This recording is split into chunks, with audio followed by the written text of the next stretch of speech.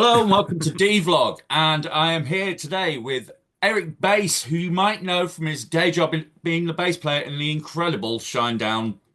And they're a band renowned for headlining major festivals, holding the record for the most number one singles on Billboard's mainstream rock chart. Eric Bass, thank you for joining me today. Hello, how are you? I'm very good, mate. Very good, Good, very good. good. I've been really enjoying listening to your record. I'm a big fan of Thank you. big productions, imaginative, colourful, cinematic albums. It's Thank you. fantastic. Can you talk me through this amazing record? Because I think it taps into a few things that I think you and I have in common.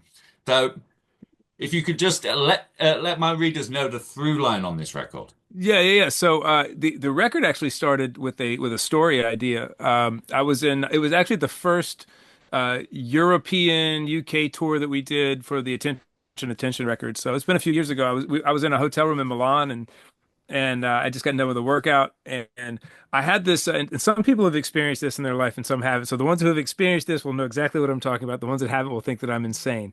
But I had a voice that doesn't belong to me, like a voice that's not mine. In my head, that when I got done with this workout, said you might want to write this down. And so I picked up my journal that I write all my lyrics and stories and poems and whatever else I have, doodling, drawings, and whatever, and started writing this story down. And for the next 2 to 3 years, tooled away at that, while simultaneously realizing that I had some pieces of music. This is still during the Attention touring cycle.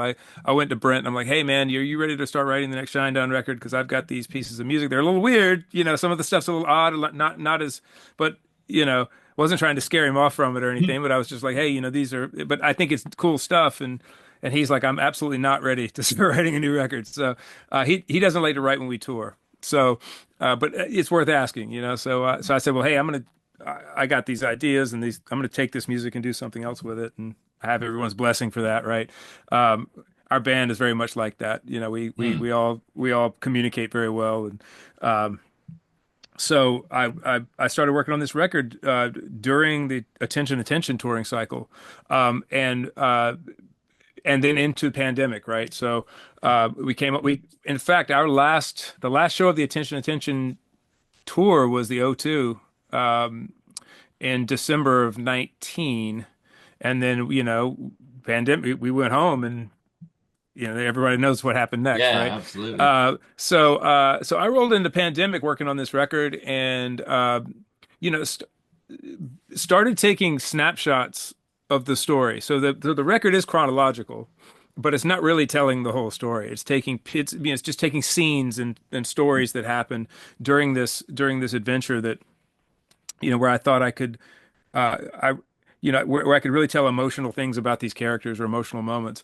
And interestingly enough, I also had moments where I would start into writing a song and I would kind of formulate a scene as I'm writing a song, in a way that Hmm. maybe wasn't in the story. And a couple of those things actually made it into the story itself. So and then I finished mixing the last mix 2 days before Brent and I started writing what would be the Planet Zero record. So this record's been done for a while too. Hmm. I just didn't have an opportunity or a window really to release it because I went right into working on the Shinedown record, and then you just keep rolling Yeah. with that. So I found and here's the other thing too, man. I wasn't really sure I was going to release it. The story, yes, the story is going to be a graphic novel that will be out probably this time next year. So it'll be later next year, just because strictly due to the artwork. I mean, it takes Hmm. forever to do the artwork for those things. Of course. Um, but the graphic novel was always going to happen.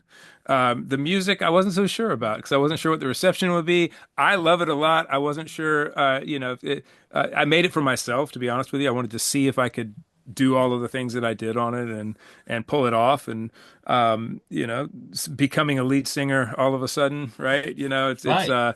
um, so I sat on it, man. I sat on it for a while, and then my band and my wife, at some point, I think they all threatened me with violence if I didn't if I didn't release it, if I didn't put it out, and So yeah, that took me into making the videos, and we're still doing that. I'm still editing videos. So it's been a very interesting process thus far. You know, that's sort of the Cliff's Notes version of everything. I mean, there's a lot of nuance to the record, the small There's stories within the loads. story, but you know, Yeah. I mean, there's loads in the record, and I'm a big, like I say, I'm a big fan of the rock opera. I like bands like Coheed and Cambria, mm, things like the Black Grade, yeah, My yeah, yeah, Chemical Romance. They all sprung to mind as I was listening to it because it has that.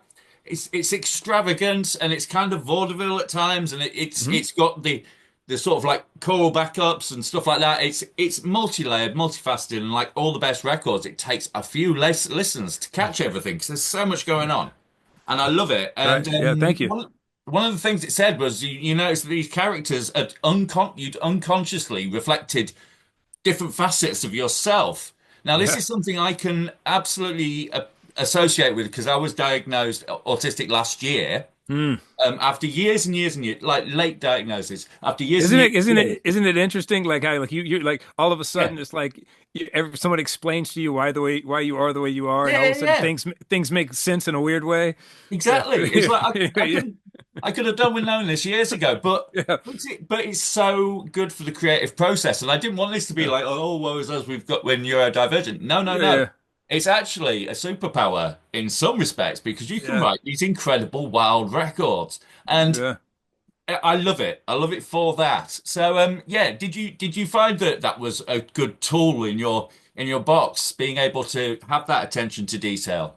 Yeah, but that's the way I've always been, right? I don't know any other way to be. And as you say, it is a superpower, but it can, it depends on what you're trying to do, right? Yeah, right. It's either going to be you're either going to leap over people on in the race, or you're Yeah. going to get run over. One of the two, you know. Yeah, And there's no middle ground with it that's whatsoever. right. When it comes to the attention to detail, yeah, man. I mean, like the and you know what I mean when I say the special interest, hyper focused, Mm, thing where like I can't get pulled away from this thing at all. mm, That is when it becomes a superpower because I'm going to make sure that it's everything that I want it to be. And look, man, it's art too. So it's like there are gonna be things that I wish it were that I couldn't get to as well. So it's mm. not like the superpower isn't like being able to make everything exactly how you Oh, want it. exactly. Yeah. The superpower is to be able to have the attention and the patience that someone else might not have to make it Mm, happen, right? To bring the whole thing together. And I mean, wild. Here you go. Here's how it works, and you might understand this. Here's how the neurodivergent thing works. Waking up every day, can't wait to get to work on it. Like, I mean, sometimes 4 a.m. Like I can't sleep. I got to get out there and work on it. And I come out here and I start working and working and working and working, and playing all the instruments, writing all the lyrics, mixing it, producing it, mm. tinkering away, engineering, doing all the things to it, and then looking up at maybe I've been out here since 4 a.m. and then looking up at and it's 4 p.m. or 5 p.m. or 6 p.m. and I haven't eaten and I haven't done anything. And I'm like, Oh oh, it's man. 5 o'clock in the afternoon. And going to bed and doing the same thing over and over again, having this great mind to do those types of things, but not bathing for 6 days, right? Or Yes. not, forgetting to brush my teeth or people who don't understand, but that's gross. Well, it is gross in a way, but Yeah. it's not intentional. It's called executive dysfunction, and it's like Yep. I can't, I don't know any other way to like it's there is a physical, visceral, almost painful internal reaction to getting pulled away from the work. Damn right. It's like Yeah. panic, like almost a Mm, panic. So you mm. don't leave it. You stay in it and you stay in it and you stay in it. And anything that takes your attention away from that, unfortunately, eating dinner with my wife or for her, she bless her, man, she has to deal with with all of this too. Mm. Or again, man, like I've said it on podcasts before, like I'll look up and it's been 6 days and I'm like, oh man, I haven't bathed, it's Mm. like, ugh, this is Mm. ugh. And then it kind Yeah. of then you feel icky, right? Then you have to do something about it. But uh it is either a superpower or it's the other thing. Yeah, absolutely. um but Absolutely. I without it, man, I wouldn't be able I would not have been able to accomplish what I accomplished. And look, man, that goes for the depression and the anxiety and everything else that comes Well, along with it. Is I'm much like you. When I Mm, talk about these things, I always try to start by saying I'm not a victim of something. mm, I'm not a like I don't look at myself and go, oh, woe is me, I've got depression or I've got anxiety or I've got, I deal with, this neurodivergent package and it mm. causes me to do these things and that. It's not like that. When I do talk about it though, I want it to help people. Yeah. Maybe my experience or maybe what I've been through, maybe I found a hack that can help somebody, or maybe they found a hack that can help me. I love talking Mm, about it. I love finding, things that that can help. Uh, but this record, in essence, when you're talking about the characters, look, I found the lyrics really easy to write, which for me, thinking as a lyricist, if it's a made up story, shouldn't be that easy because for me, the easy lyrics are the honest things. The mm, easy lyrics are the things I've experienced, the things I've seen, emotions I've had.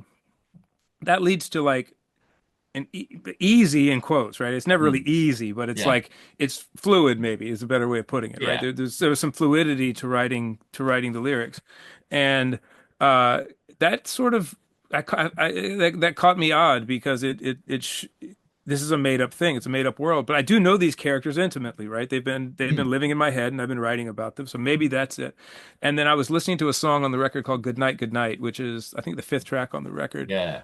and it's probably the one that's most personal to me. Probably I'm listening back to it, and I just had this cold shot through my body, like a shock, and it was Mm. like, man, you've written the most autobiographical piece ever. The most autobiographical music you've ever written, and you've written it through these characters. Like That's amazing. I basically put all my bullshit on these characters at the end of the That's day. amazing. That's what it ended up being, and it was something that was completely it was in my subconscious. It wasn't, I didn't set out to write a record about my depression or about how I deal with or about my Mm, struggles with faith or about my coming to terms with childhood things or mm, you know that wasn't the intention, but I did it and mm. I was doing it through these characters. And when I go back to that very first thing in that hotel room in Milan where it's this voice that says you might want to write this down, Yeah. that is God, the universe, however you personally look at it, right? Yeah. I choose to look at it as God. That's God saying, you know, you need to get these things out. Yeah. And I'm not even going to let you know that this is what you're doing while Yeah. you're Right. doing it. And look, when you read the story, and it should be this way too. When you read the story, when that finally comes around, you're not going to look at it through that lens. It's like it is its own story, and it is an a hero's journey, epic adventure type Mm, story. Um, And when you listen to the record, you maybe not you might not hear what I'm talking about, right? Because mm, I am telling a story. I continue to tell the story of these characters. mm. But what it allowed me to do, I think, by having this be it self-conscious, sorry, subconscious, putting these putting my maladies on my characters, so to speak, Mm. it caused some of the lyrical content to come off pretty personal, very Mm. personal. And I feel like now when I listen back to it, some of the things that I'm saying, um, I feel like a listener can hear it and hear through a story and put it on themselves as well. Like Mm. if I think about the bridge in Azalea where she's, it's just that's a part in the story where she's on the run. It's in the video too. She's on the run and she's given up, right? She's been in the story, she's been running for days. You can't really Mm. put that in a music video and really like have that happen. But yeah, she's been on the run for days. It's raining. She's over it. She's like, I can't run anymore. I'm exhausted. I haven't slept. I'm, all of these things. And her uh, her inner voice I'm singing as her inner voice, and it's just telling her, you know, uh, uh, it's the lyrics say you can't give up when you have no shame, but it doesn't hurt to try. I Mm. love that. I love that line. Like Mm. everybody's going to try to give up, right? Yeah. Um, but then you start listing the reasons why you can't give up, or like you can't give up until these things happen. When all that's left are enemies and they're all dressed up as friends. The words Yeah. have lost their meaning and there's no one to defend. When they're singing hallelujah and the air stopped moving in your lungs, only then, that's you can't Yeah. give up until you're dead, basically. Yeah. And so these I have to tell myself that a Mm. lot. It's like I have these moments, we all do. And especially when you're dealing with the depressive mind, Mm. I get to these points in my brain where it's like the only thing I want is relief, Mm. and the only the only true form that I can see relief looking like is quitting, giving up, whether that's giving up on Mm, life or giving up on what I'm working on or whatever. And it's like I just want that relief of like all this mm, noise and chaos, and I want it to stop.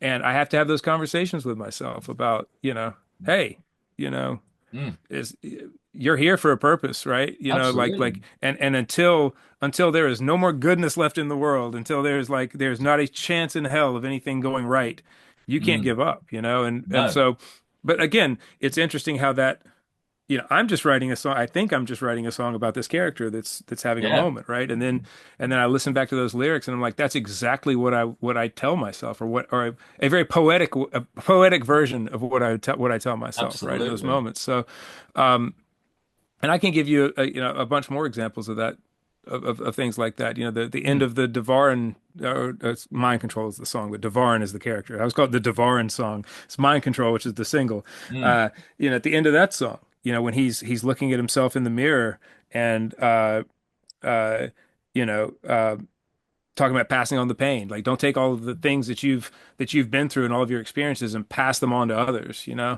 Um, so again, man, there's a lot of uh, it's just it that all of the characters in this story and in this record ended up having 1,000% of my DNA, whether I wanted them That's to or not. amazing. And that's really what happened with that and how all that stuff got wrapped up. It became an unintentional record about, depression, anxiety, Yeah. autism, Yeah. attention deficit disorder, and everything else. So That's amazing, mate. Well, I mean, you did say at the top of this interview, you said you wrote it for yourself, and yeah, I have. I mean, I've just been writing a record myself, and yeah, we said when we started to make it, we said we're just going to write the album we want to hear, and that's it, man. we're our own worst critics, right? So if we make ourselves happy, everyone else should be happy, maybe. Hmm. And I think that's the Yeah, best way to write is to write for yourself. it's the only way to write. And Yeah. I wish this is something I had known. I'll tell you what, man, that is exactly the reason why I don't think that I arrived as a songwriter, or I don't think I became a decent songwriter until like my early to mid 40s. Mm.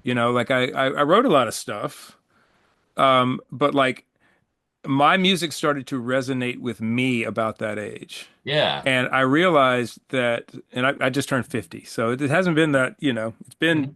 fairly recent in my journey, I guess, to where I Yeah. feel like but I did exactly that. I stopped thinking about an audience, Mm. and I started thinking about I stopped thinking about, well, is that melody modern enough, or is Mm. that uh, is this guitar part gonna make my friends' faces do that Yeah. thing? Like, I mean, you have those moments when you're writing where you've written something like that. You kind of smile to yourself, but you're doing it for yourself, right? Yeah, I right. stopped thinking about those things and just started thinking about, like, how do I feel about this? Does it make me happy? Does it make me, Mm. do I get this kind of feeling when I'm listening to it? Like, is it, Yeah. is it, or how does that lyric touch me? Does it make me choke up when I hear it? Does it make me angry when I hear it? Does it make me Mm. happy? Uh, and that's all. And uh, but you have to. There's a lot of courage wrapped up in that too, Mm. as an artist, right? It's like, Mm. and maybe that's the ultimate hack about it, is that you gain courage in your art when you do that. You just go, Mm. I don't like. I'm going to open myself up to all of the criticism because it's bulletproof as far as I'm concerned. Sure. And then whatever gets said, I mean, look, we all get affected by negativity bias, right? I mean, Mm. we hear that one negative comment and it's going to stick with us. Yeah, Nobody's immune. totally. No one's immune to it. Uh, but it doesn't affect me the same way that it used to, I Mm. guess. And I don't know, and again, look, I talk about the courage of it. I almost didn't release the record. And one of those things that held me back was not wanting to open myself up to criticism. Sure. No one's immune to it.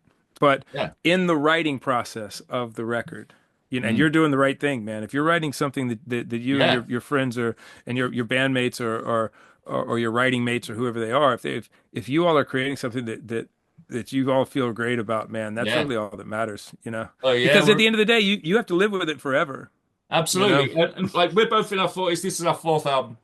Yeah. and it's just like I think a lot of it from what you just said was is it comes with age. I think Mm. when you're in your 40s, who cares what anyone thinks? Yeah. You know what Right. you like. Yeah, if we were gonna get kicked out of the tribe, they would have kicked us out a long time ago. You Exactly. know? Like I think we're okay now. I think we're good. Yeah, So for how, sure. I mean, was it through doing this as a solo piece that because it's pretty different to Shinedown, you know? Mhm. I mean, Shinedown fans will like it. It's got its fair share of chunky riffs in it and stuff like that. It's just wild and creative. That's what Well, I'd thank you. say about it, and I adore it for that. So do you think when once it came on board that this wasn't going to be for Shinedown, you just went, right, all bets are off. I can do what I Yeah. want. Yeah, I mean, look, honestly, man, like in Shinedown, we kind of do that too. Mm, The only difference with Shinedown is that there is this part of us, and look, I mean, I don't mind admitting it. There's that part of us that goes, "Is this a hit song?" You mm, know, like that's always like a thing, right? It's mm, like we want to write, but we'll push our boundaries in Shinedown. I mean, you can listen to a mm. song like "State of My Head" and then listen to "Devour," and you're like, "Is this even the same?" Yeah, yeah. You know, where did this come from, right? So that's a part of the four of our DNA anyway, is like Mm, just let's just push boundaries. Let's just see what happens. And we're working on the eighth Shinedown record right now. I was just working on a track right before we got on, awesome. and uh and it's doing the same thing. It's got some Mm, parts, some pieces and parts that they're going to surprise people. Um, but with this thing, I never once went, "Is this a hit song?" Like that mm, was actually the most freeing thing about it was like I I never once thought about writing a single. I never once thought about how long is this song, how, you know, none of those yeah. things ever entered into my brain. And it was just about writing whatever was coming out at the time is just, I just, you know, and again, I do this with Shinedown. I just follow the noises in my head. Like I just follow them around wherever they lead me. But, um, there is that thing with Shinedown about like we always have a thing with Shinedown, which is let's not have any album tracks, right? It's Like, like what if the album track could be a single too, you know? yeah, And that's kind of how that's how we've always thought, and I'm not ashamed of that. I think that's awesome. I think it's great to try to craft a song that can, you know, yeah. that can kind of do all things, right? But with this, and it's why I had trouble picking the single. Like the fact that Mind Control ended up being the single was. I I couldn't make that decision on my own because I didn't know. Like Yeah. I wish that Azalea had been the single, but part of me, but then there's another part of me that goes, no, mind control is like it's more tangible, right? Like people Mm, can kind of it's a little more straightforward and people can grab a hold of it a little easier. And so I actually took that. I got a bunch of different people's opinions about that, about like what mm, they thought the single was, and uh, and it finally came down to where it's like most people were like, yeah, I think Mind Control is the single. I was like, okay, let's go with that because I didn't know, you know, mm, I had no idea what that was. So that's the big difference with Shinedown. It's like I can tell you right now what the first three Shinedown singles are for the next record, and they're not even finished being recorded yet. yeah, Like right. we already know. Like we know, like as a band, we've already talked. It's like this is it. And we already know what Yeah. those things are. With my project, it was like I actually never even thought about there being a single. Like Mm. honestly, it was like I was just like maybe I just here's the record. You know, here you go. It's enjoy. That's kind of how I saw it coming out, and that's not it. We've been doing the you know Yeah, this cool. track and then this track and kind of along and along, but. Uh, so that's the biggest difference, man. Other than that, I mean, look, anyone when people finally hear the record and they've heard the whole thing, they'll understand that like, yeah, there are certain things on that record that would never make a Shinedown record, right? Yeah, of course. Um, but again, I guess let me digress a little bit. Your point about did it free me up? Yeah, man, I was completely Mm, freed up to do that. That's a great feeling, man, when it's just like I have uh no other opinions about this. No one else's, you know, I don't have to send this off to an A&R department. I don't have to play this for management, you know. mm. And by the way, even with Shinedown, we've arrived at a place where we don't really send it to the A&R department or anything. Like, I mean, they all hear it, but it's like, this is kind of it, you know, this is kind of what it Yeah. is. We made Here it. we, ta-da, here's our record, you know, we've at least earned that right. But you still think about those things. You know, I wonder Sure. what so and so is going to think about this. I wonder what the, you know, Yeah. and with this, it wasn't that at all. It was, um, you know, I'd get finished with the song and I'd play it for my wife, and uh, that was kind of it, man. You Hmm. know, and then when the whole thing was done, I sent it to a few people. I sent it to Clint Lowry of Seven Dust. I sent it to Phil Dimmel. I sent it to Ben Bruce. I sent it to um, who else? My bandmates, you know, and just kind of my friends, just Hmm. kind of sent it out to them, and Tough then I crowd. sat on and then I sat on it for 2 years, 3 years, you know. So, that's all. Awesome. So, is there any plans to take this live at all, or is it too massive? No, I think that here's how it's interesting. I'll give you an exclusive right now. Mm. So I've been asked in other interviews about this, and I get asked two different questions. One is, are you going to play it live? And the other one is, would you ever play one of these songs at a Shinedown show? You know, and so Mm. um, I always say to the first thing about it, am I going to play it live?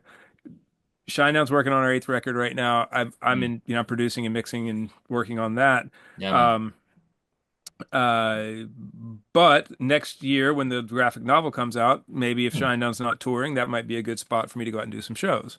Mm. And I would definitely have, UK and Europe circled on that as well if I were to do it. And the Brilliant. plan with that is to have like an all-star band of people from other bands that everyone would know. Just kind of Oh, that'd be amazing. it'd be a fun show, right? Mm. To just come to no matter what. That'd be Um, amazing. and not put the band in the masks and all this stuff Yeah. they'd be everyone would be because everyone was suffocating in those masks, so it wouldn't be a fun time for anybody. But the other thing about the Shinedown show is I've said that I think that our fans would probably riot if they came there to hear hit Shinedown songs and all of a sudden one of my songs gets slipped in there, and then the band, we were here tracking, the whole band was here a couple of days ago, and Brent goes, "What do you think about playing one of your songs at a Shinedown show?" And I'm like, "I don't know, man. I think there'd be a riot." And he's like, "I don't think so. I think we should do it." So that's being talked about. There's your exclusive. There But we go. maybe I have like a Keith Richards moment where I get up in the middle of the show. Ever been a Rolling Stone show? Keith Richards always gets up and plays one of his songs, Yeah, right. and everybody goes and gets drinks and takes a piss. So, uh, you know, Yeah, I might man. give you one of those moments to get up and go to the merch booth uh, wh- while I'm singing my song. But it's possible, man. I don't know. When I was making this, I wasn't thinking about that. You So don't it's think it's that very far ahead, odd. yeah. It's very odd to think about it in a live setting and how it would be done. If I did tour with it, though, I would want to make it a lot of fun because there's uh, a lot of cool instrumentation on the record, and it'd be fun to like have just I mean, not like a four-piece band or anything, like an eight-piece band, and Yeah, like really like you'd explore need a it. lot. So the drums on the record that I played, I played drums in marching band, right? So Right. I was a quint player, so I played the Yeah, this thing, yeah. right? And so when it came time to do the drums on the record, I really wanted to perform the drums because I wanted to have my DNA in it. You can do the Mm. keyboard, the finger drums and Mm. the computer drums, and I wrote a lot. I wrote it like that for sure. Mm. But when it came time to like lay the drums down, I'm like, I want to play these, and so um, I literally set up the drum kit like that. I had a kick drum on a stand and a snare drum and a tom, so I was playing all the drums Right. with my hands like Oh, this, right? wow. That's interesting. Oh, that's awesome. Like this. I'll give it a And different physicality, wouldn't it? yeah, and so I got kind of and again, so that's why I say I performed the drums, not played the Yeah. drums, because I don't want to insult drummers who are like actually like talented drummers, but I did. I played them all like this, and then I went and overdubbed the cymbals and Yeah. overdubbed hi-hats. And it took me like a week and a half to record all the drums. Wow. But I was like, man, how cool would it be to like actually have the drummer play like that? Mm. Oh, Like wow. you put the Yeah. drum, you put like, and then I you got suppose like you it's almost could, a couldn't you? Slipknotty kind of thing, right? Where you got like this drummer that's Oh, playing like man. this, Yeah. and then you've got somebody that's on like percussion and cymbals, and they're like, Yeah. you know, Split the I, drums up. Yeah. yeah, man, it might be a disaster too. I don't know, but uh, I don't know, and that might be just be kind of sort of pie in the sky thinking like that would be awesome, and Yeah. it might not ever happen. I might just get like one of the best drummers I know and just have them play drums and just call it a day, right?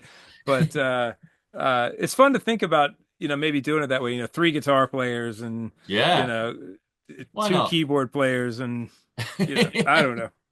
Oh man, Maybe, I maybe. I cannot wait to see how this turns out because if it's anything like the record, my gosh. And the comic book, the graphic novel, I'm really looking forward to that. Big fan of graphic novels, so I'll Mm. be watching out for that one. Definitely Yeah, and keep it up. it'll be the same name. I Had a Name will be the name of Hmm. the graphic novel as well. And it's a big epic story, man. Like this record is just the first part of the story, and Right, it's probably a 4 or 5 graphic novel series right. when all is said and done. And the thing about the novel is even this first one is it's long. Like Mm, it's not uh it's not a uh it's not a short graphic novel. So mm. it's a pretty epic thing, The good thing is, man, is I already know where ultimately where the story goes. Like the big Right. beats, like if you think about it in a Star Wars way, like this is Mm, episode 4, right? Now I do have a right, prequel story, right? So I got to go back and tell that at some point. And then, right, but by the time we get to the Return of the Jedi, I already know what that is. Like I know where right. we're going with it. So it's or the Return of the King, right? I already know what that Yeah, is. So that's good. Yeah, I'm very focused about it actually, which for my brain isn't, sometimes it's like you can well, be a little yeah, about yeah, yeah, things, but yeah, yeah, but it'll be, I think people will enjoy it. I hope they will. And my good friend Rob Pryor, he spells his name Prior. I always make sure to tell people that so yeah. they find the right guy. But he's a great artist, man. Very good, just artist in the truest sense. And he and Mm, his the apprentices at his studio, they've all helped me so far with the artwork. The artwork that's in the vinyl and the people will see when they buy the vinyl, that's all them. And but we've been really talking about a very unique way to present the graphic novel artistically, and wow, that's another reason why it's going to take a minute to get the artwork done because wow. I think we're trying something different. I don't want to say what it is yet because if it doesn't happen, then I don't want people to be Yeah, disappointed. yeah. But we're experimenting with something, so This we'll all see. sounds super exciting, my man. Super exciting. Right. I've been signing off all my interviews with the same question recently because I just, it seems to work. So Okay, I'm going to ask you the same question. sure. Right. If you had to put any record, a record, on the national curriculum for kids growing up to listen to before they like leave school, what album would you give them? What's your gift Hmm. to the kids of tomorrow? Any Oh choice? man, I've got like 3 things that pop to mind, and they're three totally. Here we go. Like this is where my brain went. Yeah. My brain went Pet Sounds. My brain Yeah. went to Dark Side of the Moon, Mhm. and my brain went to White Pony, Oh, Deftones. nice. So Yeah. it's like, dude, I love these conceptual records, right? You Yeah. mentioned, I mean, what, Black Parade should probably be on that, right? Or Yeah. American Idiot, or Mind Crime, or Yeah. something, Yeah. any of Right. those. But those are the three my brain went to first. I think that, uh, oh man, um, uh, okay, so. Honestly, man, I know it's so cliche, but Dark Side of the Moon for me because Mm, it's for me that's my comfort record. That's my warm blanket. Like I can put it on, and I mm. always know it's gonna satiate me in a certain way, and I'm gonna feel great about it. And I have a lot of records like that. They call them Desert Island records, Yeah, man. and some of them are new records too. I think there was a Thrice record that came out a few years Oh, ago. love that band. The white cover. What was that? The white Oh, everywhere all any forget the name of the it's horrible. I can't remember the name of it. Let's see if I can find it. Hang on. let's We're here. Google. I'm just gonna I'll go on here and find it real quick. But that's one of those records for me. That's a beginning to end record for me, man. That I find a That's lot of great. that I find a lot of To Be Everywhere is to Be Nowhere. That's the name of the There record. we are. Um Great record, man. Um I mean, White Pony is one. Oh, White The Ponies, an album I go back to maybe once a month, always. Gojira Magma is one of those for Oh me. yeah. Emperor of Sand by Mastodon is one of those records for me. Like I had but if I had to pick one, just because of the pure obviously, man, like a record doesn't stick around as long as that record is stuck around without having something in its DNA that is inexplicable and inescapable, Mm, right? Like, so if you're going to study something, study that because there's something in the bones of that record and in the nuance of that record, you know, uh, that just it's like a siren, man. Like it calls to mm, like the masses. It's like, I am, you know, mm. I am the most palatable record ever made. It's like there's just something about that, man. It's like, Yeah, man. you know, so I think that's a great one to study, man. If you're gonna if that I think that should be required for sure. Absolutely awesome. Well, it's been an absolute joy to talk to you today. Thank you Thank so you. much. Likewise, man. And the album will be dropping soon. When is the album dropping? February 28th. Oh, my birthday.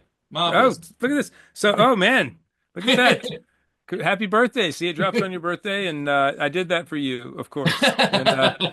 And hey, man, good luck with your record as well and your music. Oh, thank you, man. Thank you. Yeah, We're at absolutely. the mix down stage. You know what that's like. That's like Christmas Day, man. You get to that phase, Some people it's love like, it. yeah. Some people you're not a fan, not a fan as Oh no, much. I'm okay, but I do. My songwriting partner's better at it than me. I like the creative bit at the beginning. Yeah, yeah. So You- you're mixing it yourselves, right? oh yeah, yeah, yeah, yeah. Yeah, We're electronic music act. yeah. Oh Yeah. yeah. So yeah, that's important, man. That's another thing. Like I know we're trying to wrap this up, but like it's if you're making something that's near and dear to your heart, man. If you can bring it home and you can, because some Yeah. of that stuff, it has to be a certain way for you to be happy, right? Oh, So absolutely. that's good. That's good that you're doing it yourself. But Yeah, man.